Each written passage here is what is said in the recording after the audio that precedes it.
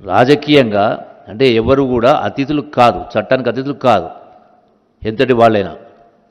అరే ఇంత గొప్పగా తెలంగాణ రాష్ట్రాన్ని తెచ్చుకొని పరిపాలన చేయాల్సిన పద్ధతులు చేయకుండా అప్రజాస్వామికంగా చేస్తూ మళ్ళీ తగుదనమ్మా అంటూ దీన్ని దిగజాడుతనమంటారు.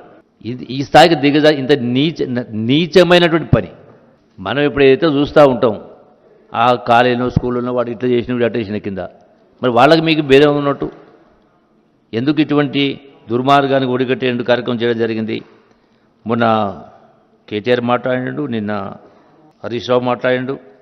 అట్లాగే దీనికి సంబంధించి ఈ రోజున ప్రజాధనంతో నడిచేటువంటి విజిలెన్స్ డిపార్ట్మెంట్ అంటే ఎవరి పాత్ర వాళ్ళు సక్రమంగా నిర్వహించకుండా మీరు ఆ సంస్థలపైన దాడి చేసే కార్యక్రమం చేస్తూ మీ సొంత అవసరాలు వాడుకుంటూ ఇష్టారాజ్యంగా ప్రవర్తించే కార్యక్రమం చేస్తే అంటే ప్రభుత్వం ఇంకేం పట్టకుండా ఉన్నట్టుగా చూసుకుంటూ కూర్చోవాలా? ఈరోజున మీరేదో కరెక్ట్గా పరిపాలన చేసినట్టుగా ఈ ప్రభుత్వమే తప్పు చేసినట్టుగా అంటే మీరు ఎన్ని చేసినా ఏం చేసినా ఎన్ని అవినీతి పనులు చేసినా ఎన్ని అప్రజాస్వామిక వ్యవహారాలు చేసినా ఫోన్ ట్యాపింగ్ చేసినా రకరకాలు ఉన్నాయి. అంటే మీరు ఏం చేసినా ప్రభుత్వం నిమ్మకు నీరెత్తినట్టుగా కూర్చోవాలా? ఎంక్వైరీ చేయొద్దా? దోషులను తేల్చొద్దా?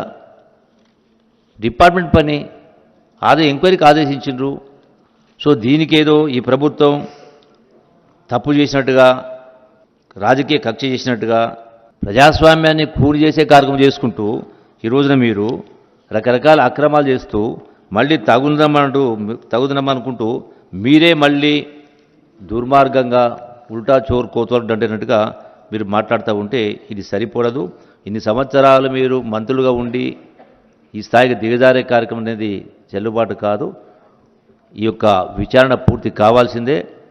ఎవరైనా దీనికి బాధ్యులు ఎవరో ఆ బాధ్యులపైన చట్టపరంగా చర్యలు తీసుకోవాల్సిందే.